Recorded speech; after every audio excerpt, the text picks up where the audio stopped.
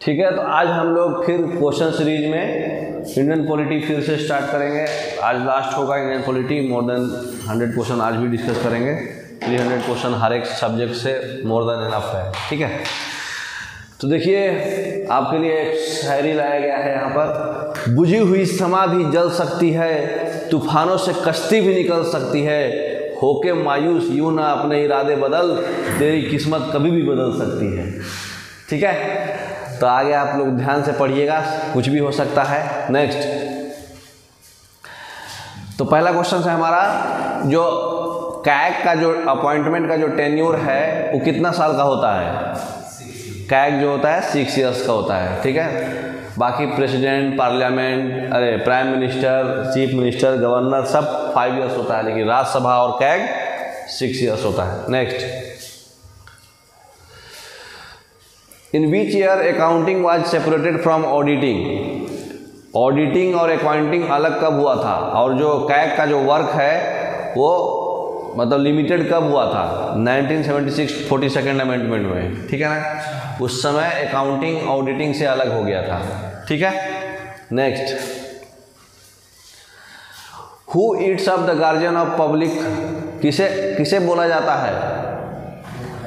जो खा जाता है, मतलब पब्लिक फंड का गार्जियन का जो फंड कौन खा जाता है? सॉरी, कौन है? कैग। जितना भी पब्लिक फंड है उसका गार्जियन कौन होता है? कैग। वो उसी को बोला जाता है, कहा जाता है। ठीक है ना, यहाँ पर क्या होगा? कॉल्ड। हु कॉल्ड द, माने किसको बोला जाता है गार्जियन ऑफ पब्लिक फंड? तो पब्लिक फंड के गार्जियन कौन है? कैग है, क्योंकि वही सब बताता है कहाँ भेजना है, क्या क्या।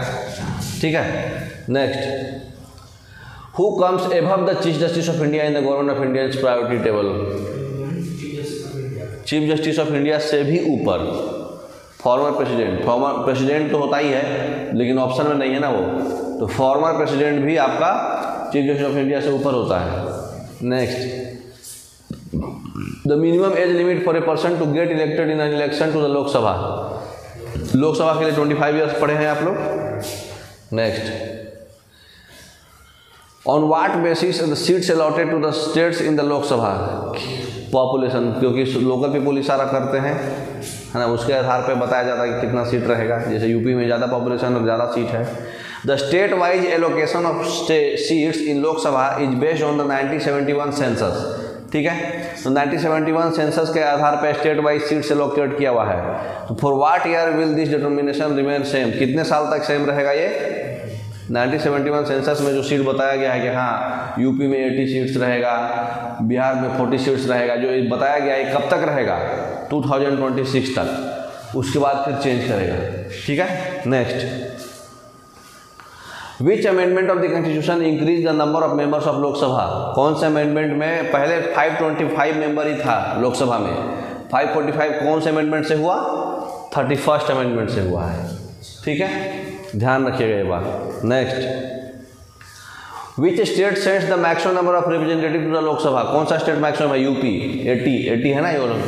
Next, what is the fix number of members of Rajya Sabha? Rajya Sabha में 250 है टोटल, पता है ना। Next, how long is the term of member of Rajya Sabha? Term कितना है? अभी बताए थे आप 6 ईयर्स है, इसको आप भंग नहीं कर सकते। ये अपर हाउस है ना, और इसका मिनिमम एज कितना होना चाहिए? 30 ईयर्स, और 1/3 मेंबर हर एक 2 ईयर्स में रिटायर होते हैं। Next, how many persons are nominated by the president to Rajya Sabha? 12 person, art, literature, social service और science. Next,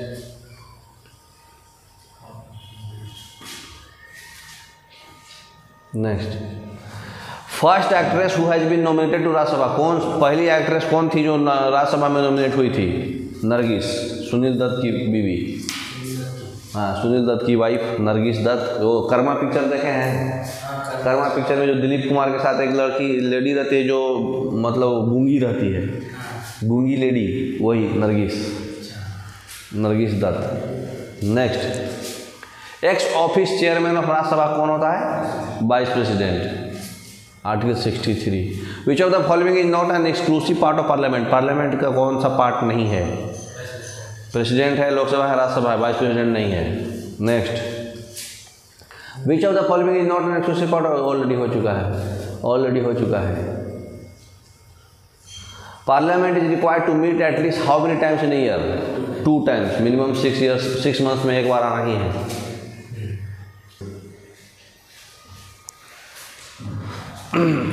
In which of the following acts the provision was made for the establishment of Supreme Court at Calcutta? Regulating Act 1773। तो supreme court कहाँ कहाँ बना था?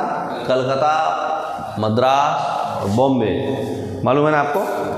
तो इसी act में governor general of Bengal बना था, जो तीनों को संभालता था, बंगाल, मद्रास और बॉम्बे, ये तीनों को कौन संभालता था? Governor general of Bengal. कौन थे first governor general of Bengal? Warren Hastings. तो वैरेन हेस्टिंग थे सबसे पहले, उन्हीं के अंदर में 4 मेंबर रहता था, ठीक है। एक काउंसिल बनाया गया था उनके सपोर्ट के लिए, हाँ, वो काउंसिल जो है उसमें अंदर 4 मेंबर्स रहते थे, उनके 3 जज रहते थे, है ना। एक जो चीफ जस्टिस था, तो चीफ जस्टिस कौन था सबसे फर्स्ट चीफ जस्टिस? हाँ, Elijah Impey, good, very good, Elijah Impey, ठीक है। तो ईस्ट इंडिया कंपनी जो है इसी एक्ट के अंदर में काम करती थी। जो ब्रिटिश गवर्नमेंट पहली बार ऐसा एक मतलब कोर्ट टाइप, न्यायालय टाइप बनाया था, जो मतलब कंट्रोलिंग के लिए ब्रिटिश गवर्नमेंट फर्स्ट टाइम ऐसा किया था। तो इतना काफ़ी है। अच्छा, पिट्स इंडिया एक्ट के बारे में क्या जानते हैं आप? पिट्स इंडिया एक्ट क्या है? जो रेगुलेटरी एक्ट में जो खामियां थी उसको थोड़ा सुधार। हाँ, तो इसी में सबसे पहली बार डायरकी आया था। हाँ, डायरकी आया था, जिसमें कि 2 बोर्ड था, बोर्ड ऑफ कंट्रोल और बोर्ड ऑफ डायरेक्टर। तो बोर्ड ऑफ डायरेक्टर जो है वो कौन सा मैटर देखता था? Financial matter. हाँ, बिजनेस मैटर जितना भी है बोर्ड ऑफ डायरेक्टर देखता था, और board of control political matter देखता था, है ना। तीसरा ऑप्शन है charter act. Charter act 1813। Charter act 1813 में क्या क्या हुआ था? मोनोपोली तोड़ी गई थी। वो तो 33 में तोड़ी गई थी, नहीं तोड़ी थी, 33 में एंड हो गया था, 13 में स्टार्ट हुआ था तोड़ना मोनोपोली ईस्ट इंडिया कंपनी का। तो उसके बाद जो भी है, आप बिजनेस जो कर रहे हैं, मोनोपोली ट्रेड जो कर रहे हैं, वो जो है पहले चाय का बिजनेस होता था। तो ईस्ट कंट्रीज जितना भी थे, 20 कंट्रीज में एक्सटेंड हो गया था चाय का बिजनेस। चाइना तरफ जो भी ईस्टर्न कंट्रीज है, वो 20 कंट्रीज में एक्सटेंड कर दिया गया था, ठीक है। और बाकी जो है आपका जो मोनोपोली ट्रेड है उसको समाप्त करने का कोशिश किया गया था। कम्प्लीटली समाप्त नहीं हो पाया था। कम्प्लीटली समाप्त कब हुआ था? 1833 में। 1833 में क्या हुआ था? गवर्नर जनरल ऑफ बंगाल का जो पोस्ट है वो गवर्नर जनरल ऑफ इंडिया हो गया था। First governor general of India कौन है? William Bentinck, good. और ये Warren Hastings governor general of Bengal थे।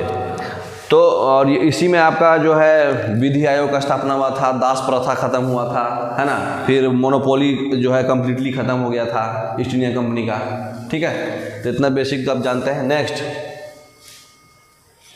इन which act of the parliament abolish the east India company monopoly over the trade? Already पूछ दिया, बताइए कौन से एक्ट में हुआ था?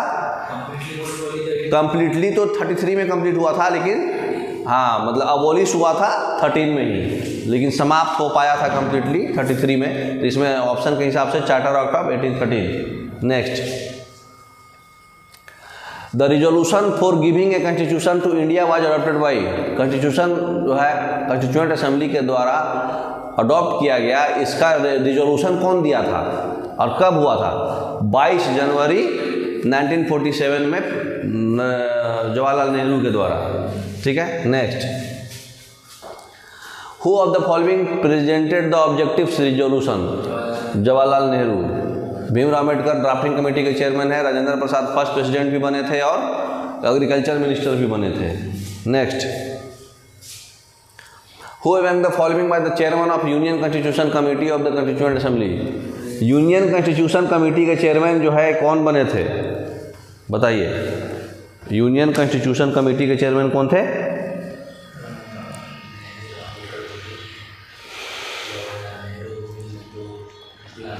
जवाहरलाल नेहरू, ठीक है। उसी में 13 दिसंबर 1946 को जो रिजोल्यूशन दिलाया था ना, सबसे पहला 13 दिसंबर 1946 को दिलाया था, और 22 जनवरी 1947 को रिजोल्यूशन पास हुआ था, लेकिन वो दिए थे कब 13 दिसंबर 1946 को। उसी में सीट एलोकेट किए थे। ड्राफ्टिंग कमेटी जो था, ड्राफ्टिंग कमेटी में कितना मेंबर्स होता है? 7 मेंबर्स होते हैं। और उसी में बहुत सारा सीट रिजर्वेशन कराए थे। एसटी कैटेगरी के लिए 33 सीट्स, ये भी एग्जाम में आता है बार बार। General category 213 seats, 213 seats. फिर मुस्लिम के लिए 79 सीट्स, है ना। सिख के लिए 4 सीट्स, ठीक है। उसके बाद मतलब नेशनल फ्लैग कब आया था? 22 जुलाई 1947। और नेशनल सॉन्ग कब गाया गया था? 24 जनवरी, 2 दिन पहले, 24 जनवरी 1950 को, ठीक है। 1951 के अक्टूबर में पहला इलेक्शन हुआ था। तो इसका कौन सा आंसर होगा? Jawaharlal Nehru. Next, who was the chairman of drafting committee? Bhimrao Ambedkar. 7 members थे ड्राफ्टिंग कमेटी में। Next, the concept of judicial review has been adopted from the constitution of. Judicial review कहाँ से लिए हैं? अमेरिका से। अमेरिका से और क्या क्या लिए हैं? फंडामेंटल राइट्स, फिर सुप्रीम कोर्ट को हटाने का, हाई कोर्ट को हटाने का, इम्पीचमेंट ऑफ प्रेसिडेंट, फिर और भी क्या लिए हैं अमेरिका से? ये इंडिपेंडेंट जुडिशियरी, है ना। फिर यूके से क्या लिए हैं? Parliamentary form of government. और क्या लिए हैं? बाईकैमरलिज्म, सिंगल सिटीजनशिप, है ना। फिर लॉ मेकिंग प्रोसीजर्स, लॉ बनाने का procedure, bicameralism, single citizenship, parliamentary form of government, ये सब यूके से लिए हैं। यूएसएसआर से क्या लिए हैं? Fundamental duty. और प्रियम्बल में जो जस्टिस वर्ड है यहाँ से लिया है। कौन है? पता करने दो पहले है कौन। अमेरिका से हमारा फंडामेंटल राइट्स है, ठीक है। फिर आपका और क्या है अमेरिका से? Judicial review, independent judiciary, impeachment of president, supreme court जज का हटाने का, हाई कोर्ट जज का हटाने का नियम, है ना। तो ये सब अमेरिका से है। और फिर आपका वहाँ से कहाँ है? इंग्लैंड से, यूके से, parliamentary form of government, single citizenship, bicameralism, law making, law बनाना भी इसी से सीखे हैं। इससे क्या है? फंडामेंटल ड्यूटीज, बलवंत राय मेहता का, ये स्वर्ण सिंह कमेटी। और ये फिर जस्टिस वर्ड लिया गया है प्रियम्बल से। ऑस्ट्रेलिया से क्या है? ज्वाइंट सिटिंग और कंकरेंट लिस्ट। Very good. अच्छा, आयरलैंड से क्या है? डीपीएसपी। लेकिन आयरलैंड डीपीएसपी कहाँ से लाया था?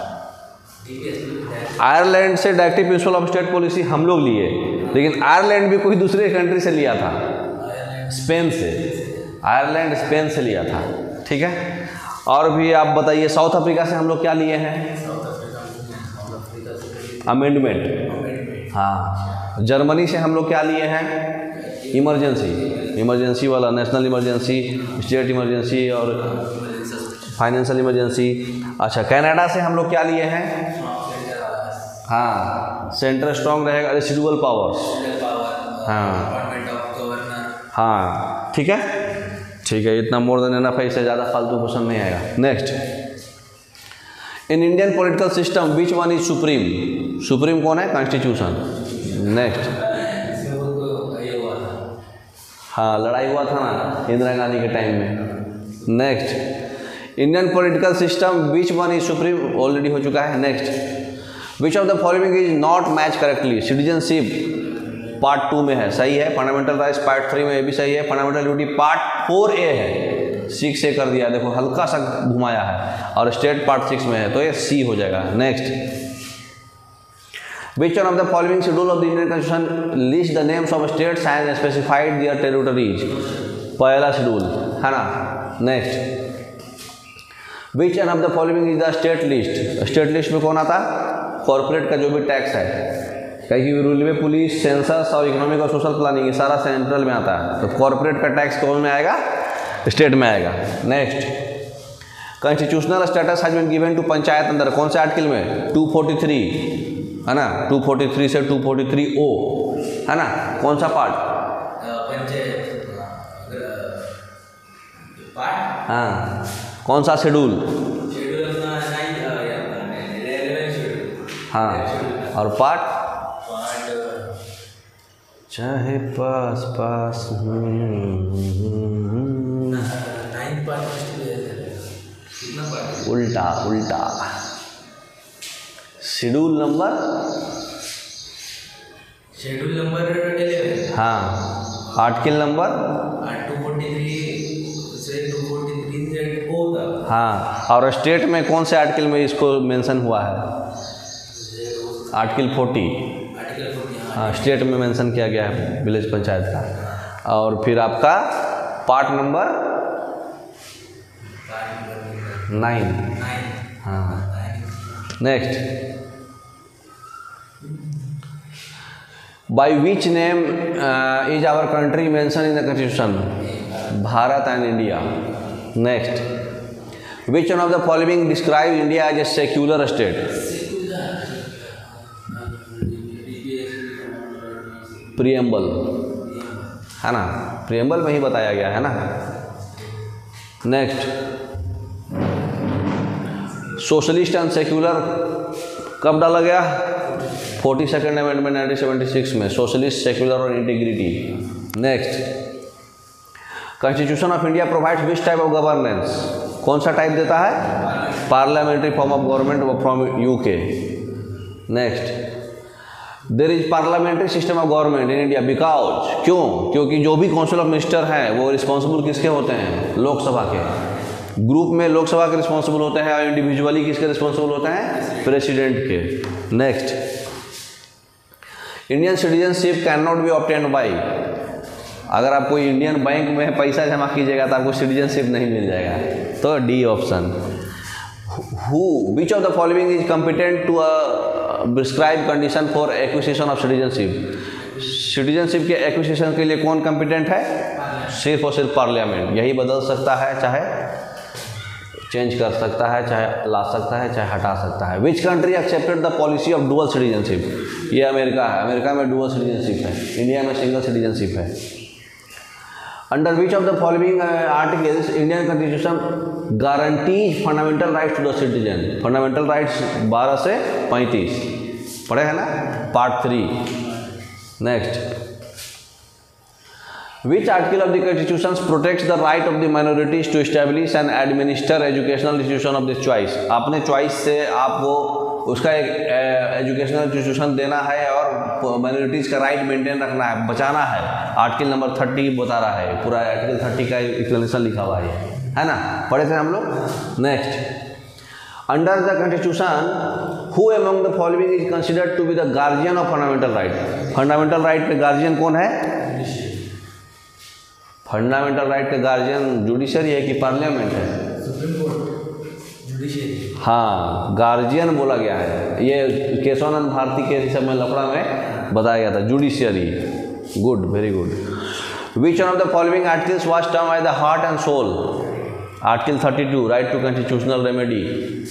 Next. Under the preventive detention act a person can be arrested without a trial for 3 months. 3 months के बिना ट्रायल के लिए पर्सन को हम अरेस्ट कर सकते हैं, ठीक है, प्रिवेंटिव डिटेंशन एक्ट के तहत। The idea of India as a welfare state is found in? Welfare state कहाँ पे? DPSP। Very good. The directive of state policy. Indian constitution borrowed the directive of state policy कहाँ से? Ireland से। Ireland लिया था Spain से, है ना। Next. Which of the following articles direct state government to organize village panchayat? State government के लिए आपको बताए थे 40। Next.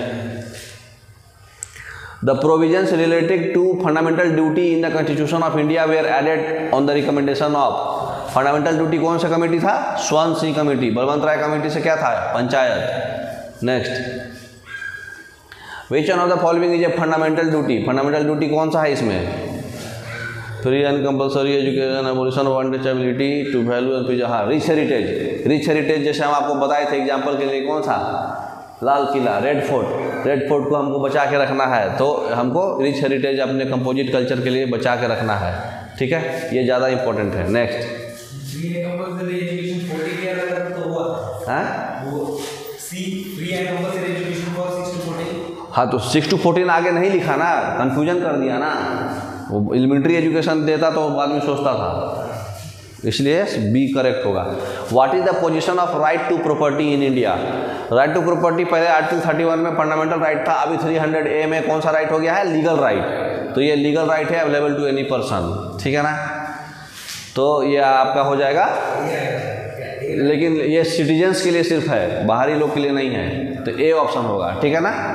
Next, bye which constitutional amendment Panchayati Raj was given constitutional status? Constitutional status इनको दिया गया था 73rd अमेंडमेंट के था। पहले ये कॉन्स्टिट्यूशनल स्टेटस में नहीं था, स्टेट गवर्नमेंट में सिर्फ ऑर्गेनाइजेशन के लिए दिया हुआ था। Next, which is the second state in the country to implement panchayati raj? पहला तो राजस्थान है, दूसरा आंध्र प्रदेश, ठीक है ना। नागौर में हुआ था 1959 में राजस्थान में, दूसरा आंध्र प्रदेश में है। Next, fundamental duty are mention which article? Fundamental duty article 51A part 4A, स्वानसी committee. Next, who is known of the father of local self government? Lord Ripon. Lord Ripon को लोकल सेल्फ गवर्नमेंट के father बोलते हैं। Lord Ripon के time में और क्या हुआ था? कंप्लीट सेंसस, जो हर एक 10 साल पे सेंसस होता है ना, 1881, वो कंप्लीट सेंसस भी हुआ था। लॉर्ड मायो में सबसे पहली बार सेंसस स्टार्ट हुआ था 1872 में, हाँ, और 1881 में कंप्लीट अच्छा वाला सेंसस हुआ था लॉर्ड रिपन में। Next, which schedule of the constitution mention the official language? 8, total 22 language है ना। पहले 14 था, बाद में अमेंडमेंट से बढ़ते गया, पढ़े है ना, सिंधी बढ़ा फिर। In which year census is decadal basis? Decadal basis बोले तो देखो 10 की है, मैंने हर 10 साल पे होगा, इसका मतलब कंप्लीट हो गया।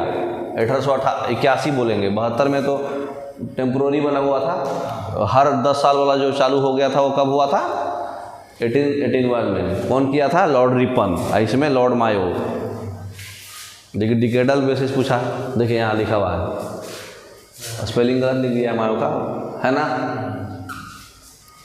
Next, which of the following part has been removed from the constitution? कौन सा पार्ट हटा दिया गया है? पार्ट 7 हटा दिया गया है। Next, the parliamentary system in the constitution of India has been taken from the constitution of which country? कितना बार पूछेगा भाई? UK, parliamentary UK. Who was the first speaker of Lok Sabha? Lok Sabha के पहला स्पीकर कौन थे? G B Mavalankar, Ganesh Babu. Who was the first speaker of Lok Sabha हो गया। Who was the first state to form on the basis of language? Andhra Pradesh.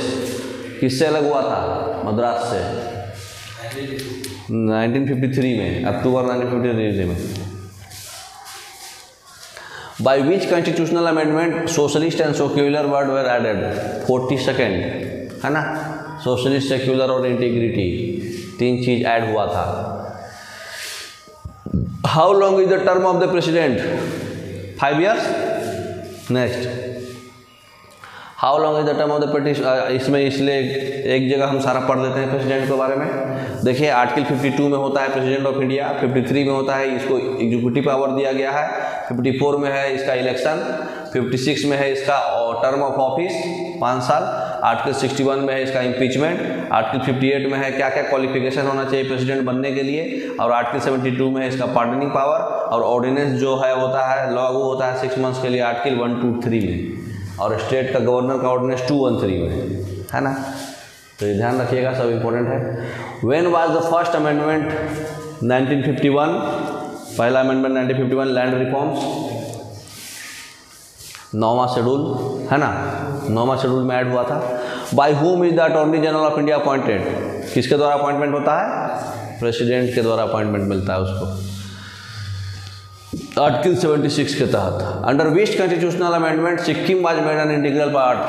36th amendment 1936 को हाँ 16वां राज्य बना, नहीं 22वां राज्य बना था। नेक्स्ट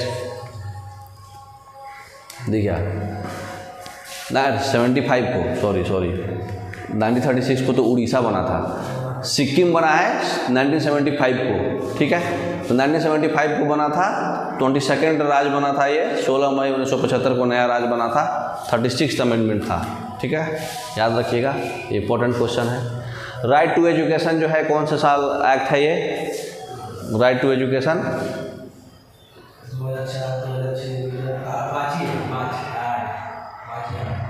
2007। नहीं नहीं 9 नेक्स्ट स्लाइड में डाले हैं आंसर, डालिए 9 में 2009 में। तो 2002 में आया था 86 अमेंडमेंट एक्ट, है ना।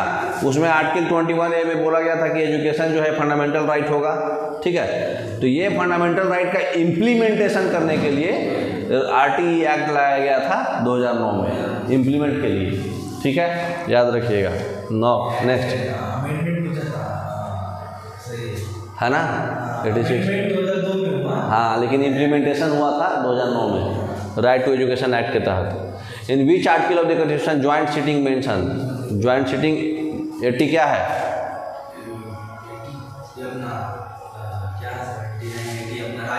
79 होता है parliament, 80 Rajya Sabha, 81 Lok Sabha, 108 joint sitting Australia से लिया गया, 110 मनी बिल जो डिसाइड करता है स्पीकर ये मनी बिल है कि नहीं।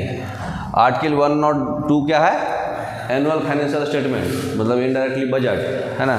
एग्जैक्ट बजट वर्ड नहीं है कॉन्स्टिट्यूशन में, लेकिन एनुअल फाइनेंशियल स्टेटमेंट है। सब हो चुका। पार्लियामेंट का बुलावा होता है प्रेसिडेंट के द्वारा, लेकिन सेशंस किया जाता है स्पीकर के द्वारा। Who among the following function है chairman of general council? General council का चेयरमैन कौन होता है? जनरल काउंसिल नहीं, होम मिनिस्टर, हाँ, यूनियन होम मिनिस्टर।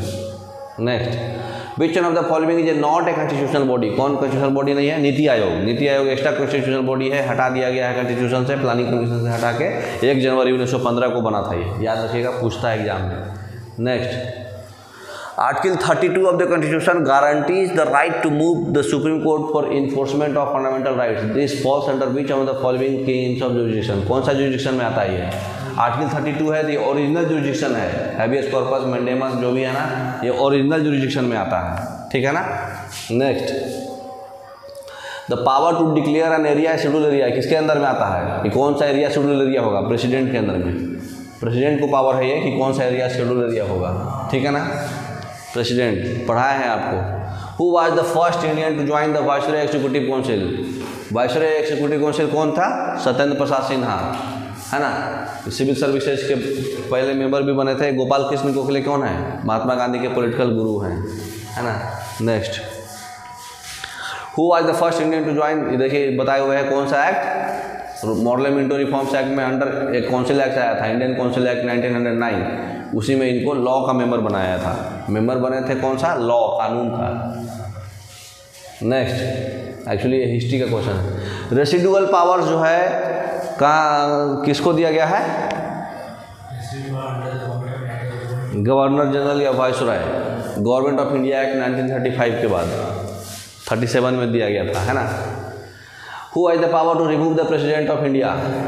प्रेसिडेंट को हटाने के लिए पार्लियामेंट, या लोकसभा राज्यसभा दोनों में से कोई भी, तो पार्लियामेंट। नेक्स्ट, कौन से आर्टिकल के तहत? इम्पीचमेंट, बैक कीजिए, कन्फ्यूजन मत होना चाहिए, इसलिए बताइए। इम्पीचमेंट पूछ रहा है तो आर्टिकल 61 है, लेकिन पार्लियामेंट को पावर दिया गया है रिमूव करने का। ये पावर कौन से आर्टिकल में है?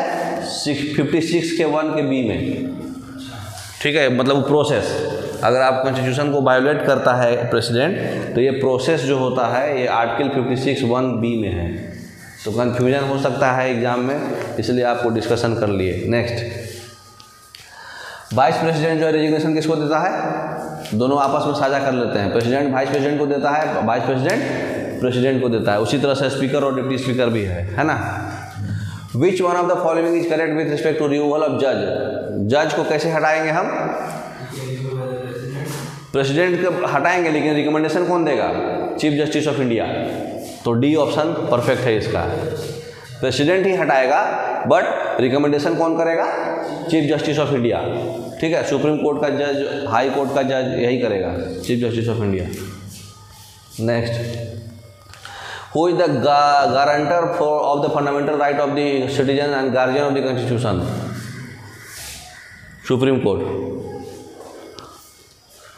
Who can exercise the power of judicial review as per the constitution? Supreme court, high court दोनों, है ना। Next, As per the Supreme Court guidelines, what category of petitions are to be entertained as public interest in litigation? कौन type of petition होगा? Neglected children भी सही है, right victim से भी पिटिशन सही है, हैरेसमेंट भी सही है, ऑल ऑफ द अबव, है ना? पब्लिक इंटरेस्ट सारा है। स्टेट एग्जीक्यूटिव का पार्ट कौन कौन है? गवर्नर भी है, चीफ मिनिस्टर भी है, बाकी काउंसिल ऑफ मिनिस्टर भी है, एडवोकेट जनरल, सब होगा।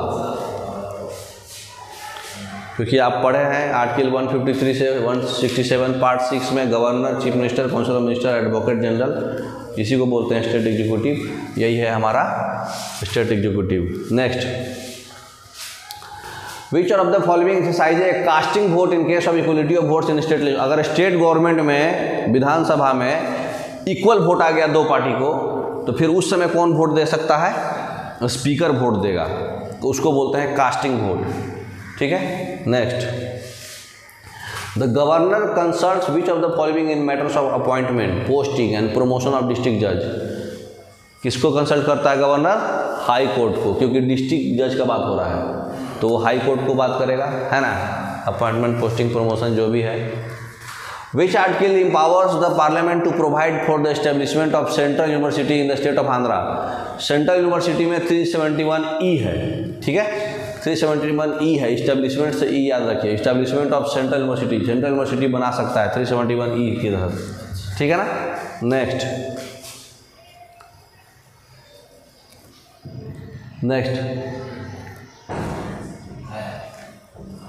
Who was the chairman of royal commission on decentralisation.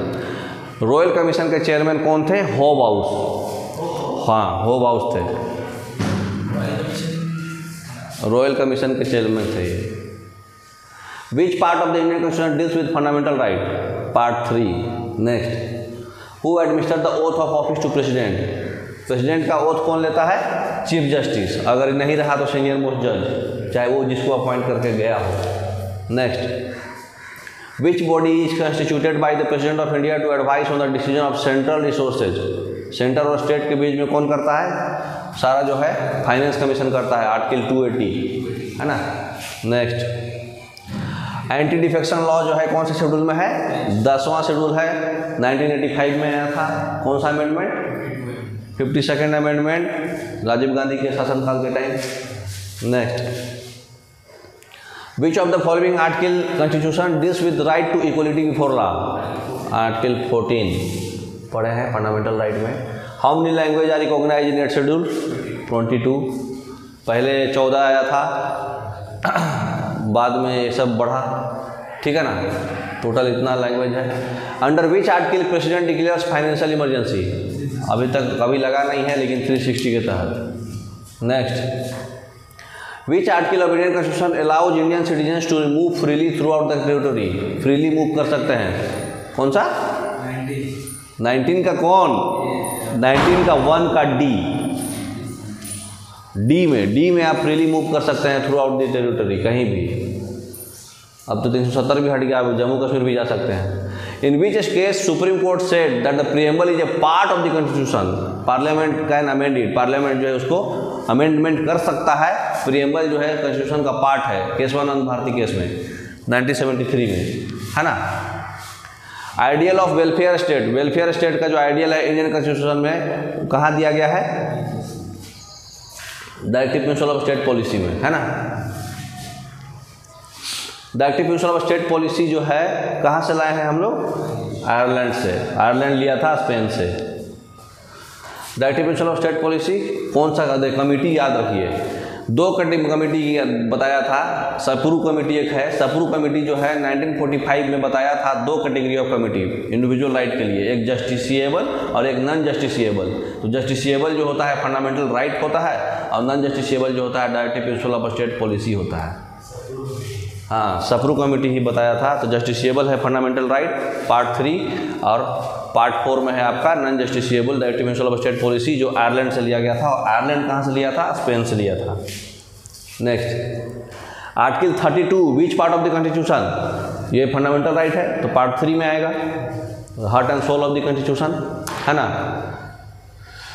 The procedure for impeachment of president of India, वो प्रोसीड्योर कैसा प्रोसीड्योर है? क्वासी जुडिशियल प्रोसीड्योर है। इम्पीचमेंट कौन सा आर्टिकल है? 61, क्वासी जुडिशियल प्रोसीड्योर। अगर वो वायोलेट कर रहा है कॉन्स्टिट्यूशन को तो हटा सकते हैं उसको।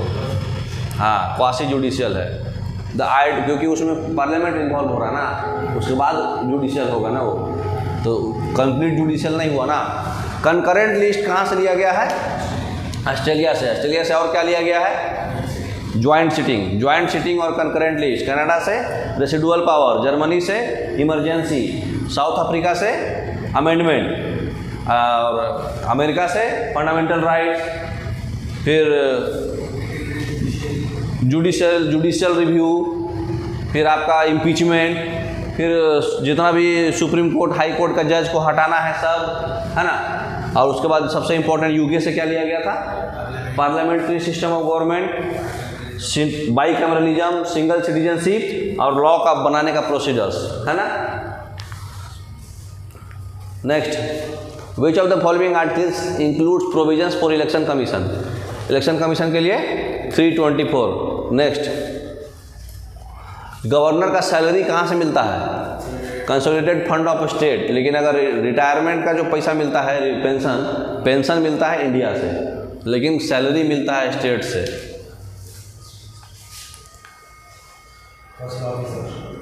फर्स्ट लॉ ऑफिसर किसको बोलते हैं? अटॉर्नी जनरल, आर्टिकल 76, है ना। इसको अपॉइंट करता है president. Which of the following articles are related to the speaker and deputy speaker of Lok Sabha? Lok Sabha का स्पीकर और डिप्टी स्पीकर का जो आर्टिकल है वो आर्टिकल 93, है ना। दोनों एक दूसरे को, स्पीकर रिजाइन करेगा डिप्टी स्पीकर को और डिप्टी स्पीकर रिजाइन किसको देगा? स्पीकर को। और इनका ही काम है एडजॉर्नमेंट। कोर्ट को एडजॉर्नमेंट कौन करता है? स्पीकर। एडजॉर्नमेंट मतलब स्थगित कर दिया कुछ दिन के लिए। और एक होता है एडजॉर्नमेंट सेनेडाई, मतलब अनिश्चितकालीन के लिए। Which one of the following article deals with the appointment of the prime minister and other minister? Article 75। There shall be council of minister, और उसका हेड पीएम होगा, ये है आर्टिकल 74। आर्टिकल 76 है अटॉर्नी जनरल। आर्टिकल 72 है pardoning power of president, है ना। Next,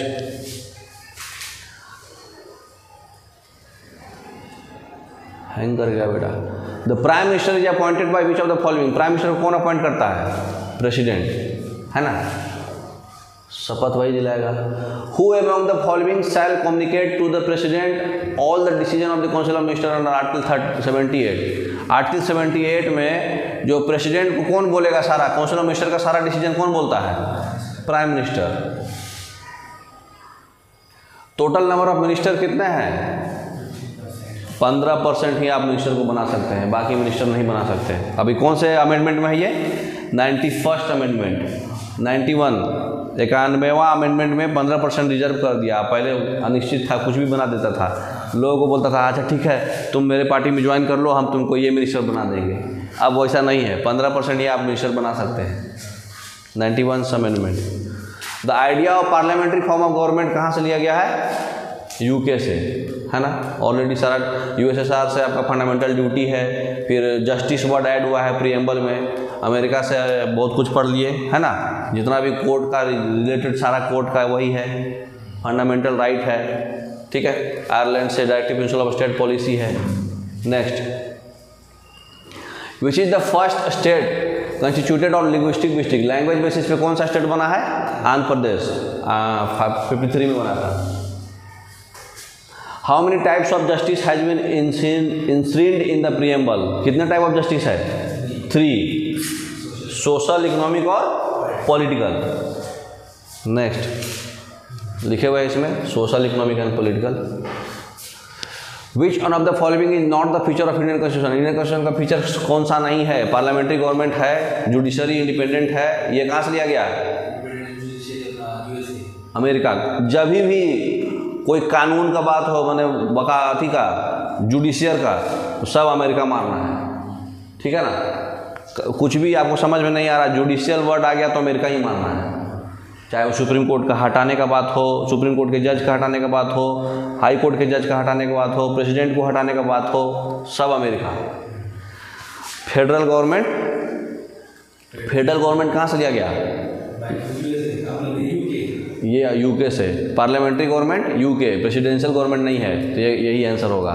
ठीक है, फेडरल गवर्नमेंट यूके से है कि अमेरिका से है? फेडरलिज्म अमेरिका से लिया गया है। हाँ। Prevention of cruelty, cruelty to animals, ये कौन सा लिस्ट में आएगा? एनिमल्स का क्रूएल्टी कंकरेंट लिस्ट है ना,